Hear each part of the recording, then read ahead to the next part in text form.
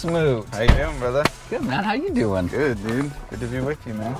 It's a good time in Des Moines, Iowa. Dude, Desmond, Iowa. Here we are. Desmond. Desmond, Iowa. Desmond, Iowa. Des Moines, dude. Whoo! How is it out here? Dude, it's good, man. It's been a little wet, been a little different, but it's been fun. It's fun to learn a new spot.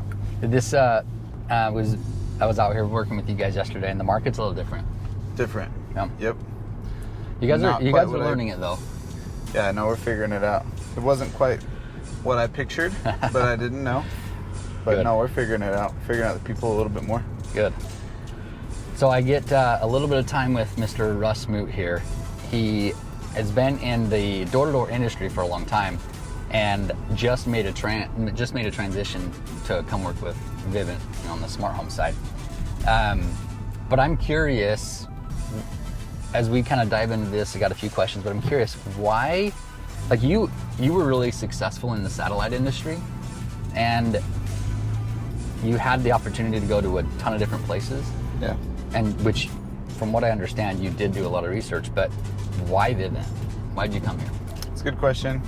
And I think a lot of people wonder that because they're like, dude, weren't you making good money? And like, yeah, I was making good money. I bought a new house last year. Like, I was in a good spot, but it's not about now as much as it is knowing like where I'm going and where I want to end up, right? And so, yes, there's opportunities in solar maybe that are like quick cash type plays. And there were opportunities. I met with a bunch of different companies, but at the end of the day, like, I wanted a new group of people that could also help elevate me, right? And I wanted opportunity to build reps because I get most of my fulfillment out of helping other reps succeed. And most of the other new opportunities right now are not about the reps. They're about they're not about building teams. They're about building Your personal sales. Yeah, you look at there's a lot of solar options. You can't build solar teams right now. They just bounce between companies. So, I like taking a guy that's not really great at making money yet and teaching him how to do that. And you don't do that in a lot of the other industries. There's so much fulfillment in taking a rep that has nothing. Yep. And building them into something that all of a sudden they have money, they can do things they want to do, and they see a ton. They just have a bright future now, whereas they didn't before. Yeah, no, 100%.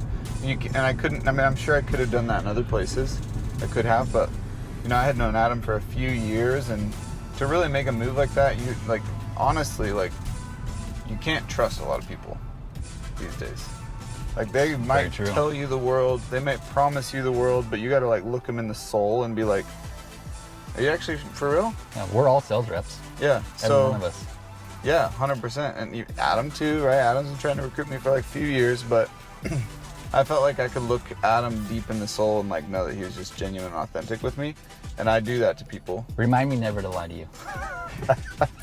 Don't lie to me, bro. Deal. But that was part of it, right? It's genuine humans, people that I want to be around are authentic, genuine people that are going to for sure not just take care of me, but I know that I care about taking care of them. Yeah. Because if I don't care, I won't produce as well either. Yeah. So I have to care about the group I'm with. Yeah, absolutely. That's awesome. So you mentioned with Adam, you said he had kind of recruited you for a while. I think it was 3 years. Yeah, 3 years. So why did it take you 3 years to kind of make the transition? Well, the year we met, I had a massive year. So why would I have left then? Okay. But kind of over time, there's a timing to it, right? And when it comes to coming to the right place, there's the right people, there's the right time, and then there's the right place, right? Yeah. The timing wasn't right at the time. Just it never really there could have been. I guess there was one moment that I could have done it. I could have, but then I felt like I would have left. I would have left people behind, which I ended up doing anyways. But at the time, it didn't make sense. Okay. And so timing is a lot. So it was a good time. Yeah, it was the right timing. What's interesting is Adam constantly recruited you, whether you kind of felt it or knew it or not. You probably did, but he always kept in touch, and it took he's strategic, 3 years. Right? Yeah, he's not pushy. No. He's not I think he understands that hardcore. timing concept. He understands time. Yeah. He understands timing, which we all should learn to understand timing. Like, not every recruit's ready this year. No. But we burn the bridge sometimes when they're not. Yeah. When we could, like, the big infinite picture, that's what I'm reading right now, the infinite game.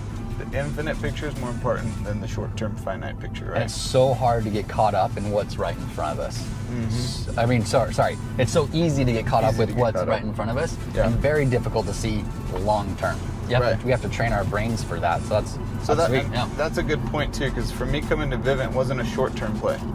Yeah. Right, because if you wanted to compare incomes of this year to maybe last year, like Like I your don't best know, year or whatever. like my is best really year, good. like it's gonna take like probably more than we'll hit this year to equal my best year in satellite. Yeah. And I know that, I recognize that, but I'm not playing the short game. I'm playing the long game, right? And so in playing the long game, I know that I can. It's not just Vivint for me. It's like, what are the guys around me doing? What's Adam? What's Braun doing? What's Wyatt doing? What's Lucas doing? Like, these are all people that aren't just trying to crush Vivint. They're trying to crush like lots of aspects. Yeah. And having that network of people to like work together in multiple things, that was also important for me. All right, Russ, another question. Yeah. What did you learn from satellite that has helped you with alarms? Well, that's a tough question because I think there's a lot of things that I forget that I learned that I do. Okay. Right? But I think that one thing I did learn that has been helpful is learning to close deals quick, which in some ways has been what I can't do in Des Moines. So I've had to learn that too. But you know what? Like I think the biggest thing that I've taken over into selling alarms is that nothing's a big deal. Like Okay. nothing's ever a big deal. So like when people are like, "Wait, it's like $3,000 worth of equipment," I'm like, "Yeah," and then I move on. Like it's not. Yeah, it's $3,000. What the frick? You want me to over-explain that? It's $3,000. Yeah, it is. It's $80 a month though. And so like that no big deal type mindset where it's like, wait, you have to check my credit? Yeah, it's part of it. Like nothing's a big deal because it's freaking normal. And so like that, I brought that over from satellite to where it's just like, yeah, I'm gonna get the tech here today. Like tonight? Yeah. Like this, like nothing's a big deal kind of thing. Yeah. Okay. That's a good takeaway from that because you're able to train your reps to make it not feel like hey, this isn't a big deal. Like, I don't know why this is a big deal. It's not a big deal. And you've closed, I mean, you've sold here for a few months now, but you've sold lights out. You've done. I'm working on it, dude. Yeah, like, not Wyatt Levine level yet. Getting there. Yeah, we'll get there. But, dude, you've sold lights out. You've done a fantastic job. You've hit double digits multiple times, even while you've been traveling during a week. And so we know you understand how to close, and we're excited to have you teach your group, new rookies, on how to close and how to close quick. Yeah. Right? And I love that. It's not a big deal. So it's almost like, and I think the quickness part, it's like almost like the quicker you get to the close, the better, because then you get to find the real juicy problems that you need to solve. Yeah, because that's when we go to work. Yeah. So, so like, guys are waiting to close. They're trying to hope to solve all the problems first, but like I'm pretty quick to close, and then I go to work figuring out like, okay, well, why not, or what do we need to do here until we solve all their problems, and then obviously just close it again. Yeah, and sometimes you don't have any, but other times you do, right? Right. And then the ones that you don't, you can close way faster than trying to solve everything prior to the close. Yeah, 100%. Okay, before I let you go, Russ. Yeah. I know you're a reader. Mm-hmm. I know you like to spend time educating yourself and developing that muscle, right? This guy, yeah, for sure. So share with us, share with us what's one of your top 5 books that you like, and then what's a big principle that you've learned from it. Gotcha. Tough question. I do like to read books. I would say in my top books is a book called The Alchemist. I don't know if you've read that. If you haven't read it, it's an easy read, truthfully, because it's fiction with success-based principles tied into it. But the whole idea behind it is the way I view a lot of things, where he's in search of like his big treasure. He has a different word for it, right? But a lot of times we're searching for like that big treasure, and then the whole point of it is that like everything we do along the way is part of the process to become who we need to be to get to that big treasure. And I'm a huge believer in that, and I love the process of becoming, not just doing. So like when a day is hard and I push through it, I'm becoming better, and I do that consistently. So if you haven't read The Alchemist, It's a really good book. It's super good, and Yeah. it's short, it's quick. It is a quick read. Those fiction ones are nice. Yeah. No, the fiction ones are nice because you get tied into a story, and sometimes everyone thinks they gotta read like these like super principle-based books, and then they're bored. Well, The Alchemist is fiction. Story. So it's a story. Yeah. Yeah, that principle is awesome. Love the process. Love what you're doing in the moment, because the reward is going to come. The result will come. Yep.